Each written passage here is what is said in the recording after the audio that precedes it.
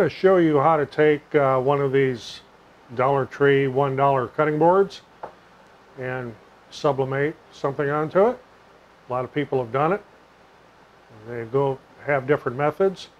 We do it in almost a production thing, so I have done over 100 of these.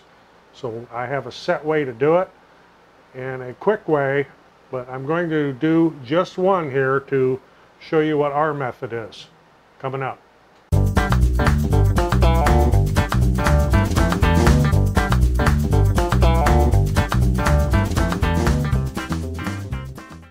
I'm Roger, not in the shop, but in the loft above the shop. A hot day, and just got done running a huge batch of cutting boards for projects, and this is something that we do sell. We have our own designs. I'll be showing you one of them here. In fact, it just finished printing right here, and we're going to take that design and we're going to put it on this Dollar Tree cutting board. So I've seen a lot of people do it different ways, and you know, they'll obviously got to take the feet off. We'll get into all the details on it. But you know, they'll lay the vinyl down, or they'll put the vinyl on it and they got air bubbles, or they're trying to figure out this or that, or then after they get the vinyl on it, they're trying to trim around the edges. Well, right next to me, and it's just barely in camera view here, is a Cricut Maker. So I use this with Oracle 651 vinyl, and it doesn't matter if it's glossy or matte, they both work identical. And I cut a 7.7-inch square. That's what size I use for this. I should say for this. And I do the same thing with the round ones. We have a set dimension we use. We die cut it, and then I'll show you how we put it on without air bubbles and without trying to worry about positioning and all that kind of stuff. So we got a very fast way to do it. We do this in a production thing. I'll usually run 20, 30, 40 at a time when we're doing this. Another thing I'll tell you about the printer, and I just learned this here today, a little bit ago, because I had to move this rack that the printer's on. Well, it was printing while I did it. Don't move your printer while it's printing. You'll spoil your printout. So I got a big black line across it and I knew it was right when I moved the thing. So when it starts printing, just leave it alone and let it finish. But I'll get up here and I'll give you a close-up and show you exactly what we do and how we do this. Of course, one of the first things you're going to want to do is take these little feet off that are on there. What I do is I use a Cricut weeder, and I just slide the tip right underneath it. And most of the time, all the adhesive comes off. And okay, where do I put that while I'm not using it? Because we'll be putting these back on. I put it on a piece of backing from a piece of vinyl.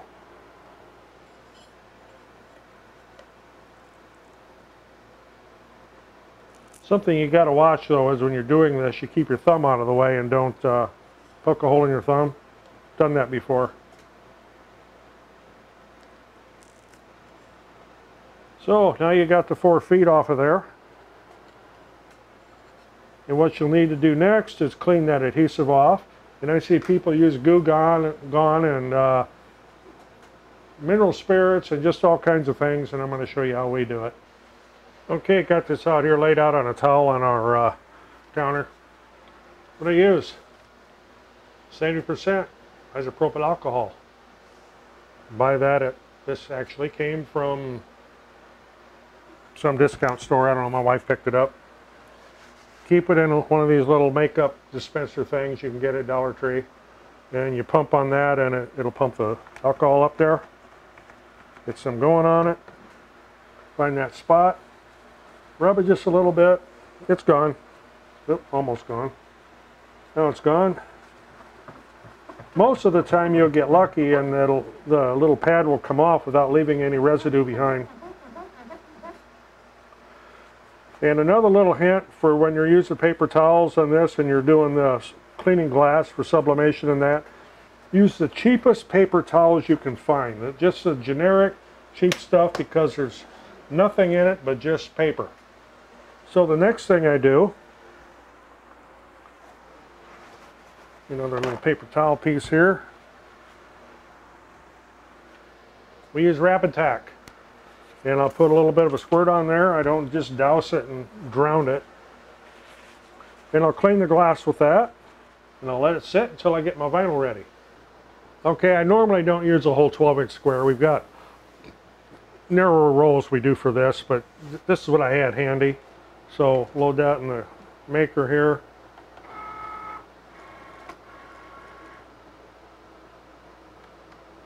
Let it do its thing.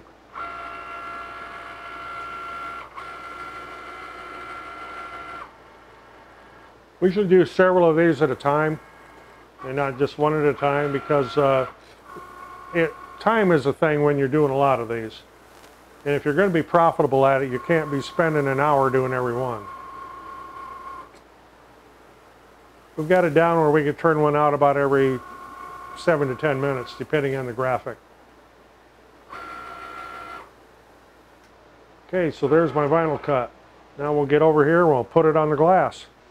Okay, so back over here to the glass, nice and clean and everything. Use a rapid tack, put a nice even coat on it. Don't drown it, just put a nice even coat on it.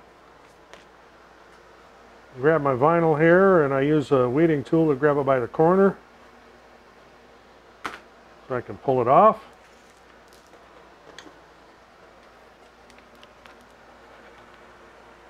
Lay it on there, and with the rapid tack you can move it around and you put it where you want it.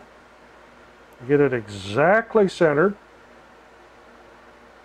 Put your finger on it, squeegee, and watch you don't move it.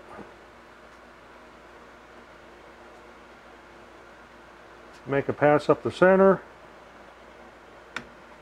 each direction.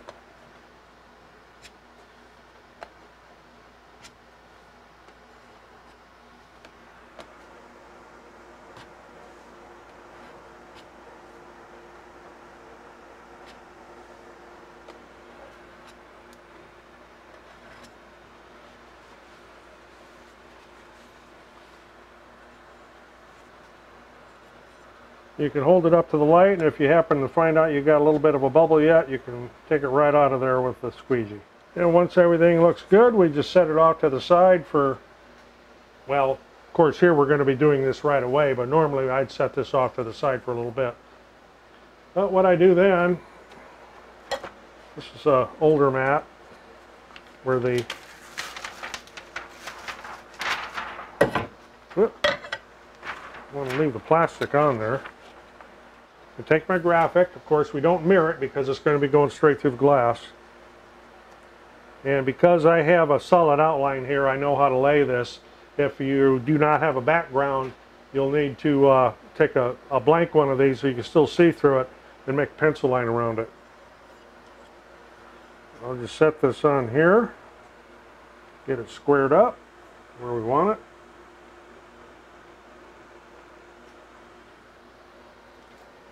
Well, some people just go wild with this heat tape. I have not found the need to do that. I put a piece right there on the bottom. And I'll do one on the side. And that's it. That's all I need. It won't shift.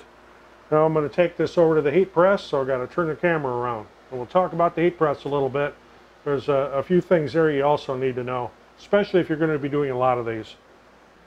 Okay, over here at the heat press. We do 385 degrees for 190 seconds.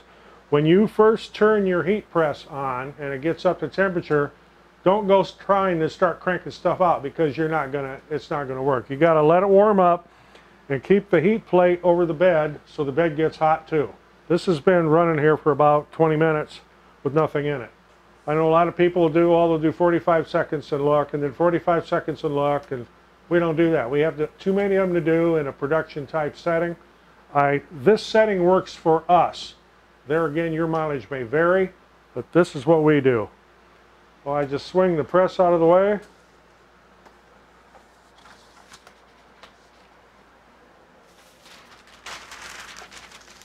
So parchment for paper on top of it. Normally swing the press the other direction.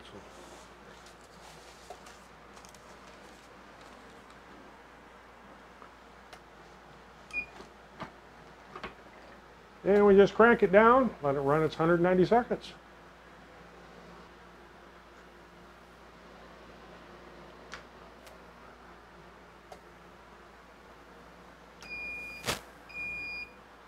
You notice here that the time ran out, but my temperature is still below 385. I will wait. This is the first press on this, even though it has been on for a while. I'll wait for this to get back up to 385 on the first one. Once we get into production, we're doing a lot of these, I don't have that issue. Okay, we're back up to 385.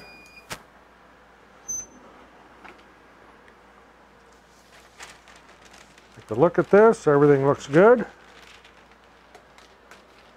Now mind you, this is hot.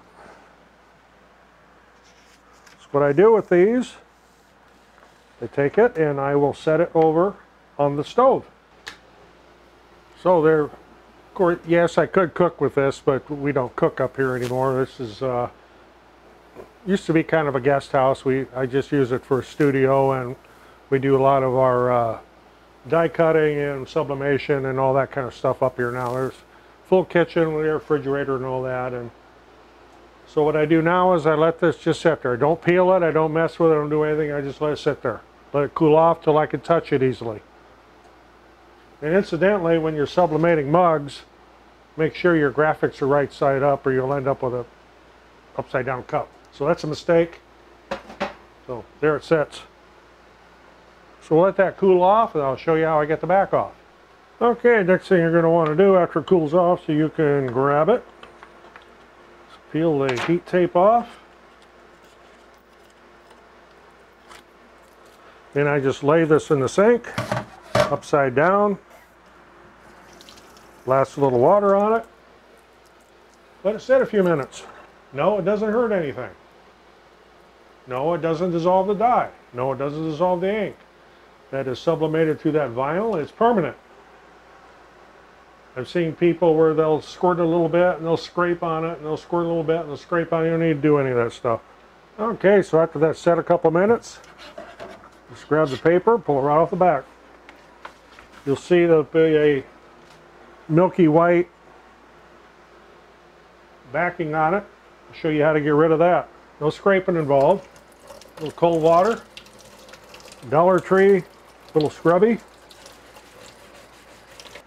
That's it. There's the front of it there. There's the back of it. Lay it down, let it dry. And then once the backs are dry, I actually have two of them here, just put your little feet back on.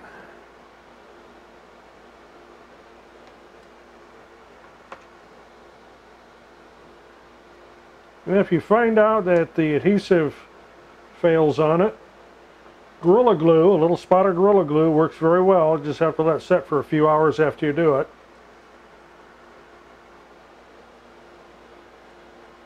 So we do have them fail every once in a while. I have to Gorilla Glue them on there.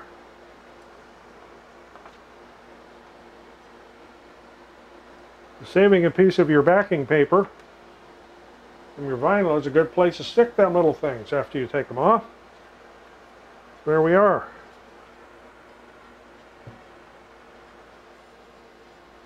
One with a white background and one with a red background, and I think that that red needs to be a little lighter because it's a little bit hard to see Santa's hat, but it's there. Just like that, and crank them out. Well, this is just one of our many designs, and like I said, we do sell these. And no, you cannot have the design. It's ours. Dollar Tree cutting boards. This works in any type of glass. Tempered glass is better if you're going to use it for a trivet or a cutting board or a chopping board. I wouldn't chop too hard on it because glass does break, even tempered glass. Okay, so the next thing is, do you have to hand wash these? It's recommended. However, as an experiment, we have run some through the dishwasher on the top rack with no problems whatsoever. The little feet can be an issue if your temperature gets up too high. For use as a trivet, when we recommend that people do not use anything over 350 degrees when they're setting this on there, because it could possibly soften the vinyl adhesive and make the vinyl let go. I haven't had any problems so far with it. I've experimented with it. It sets some pretty hot stuff on them and not had a problem. So that's how we do it. Less fuss, no scraping, no messing around, no trying to cut around the outside, we use a die cutter to cut the vinyl ahead of time.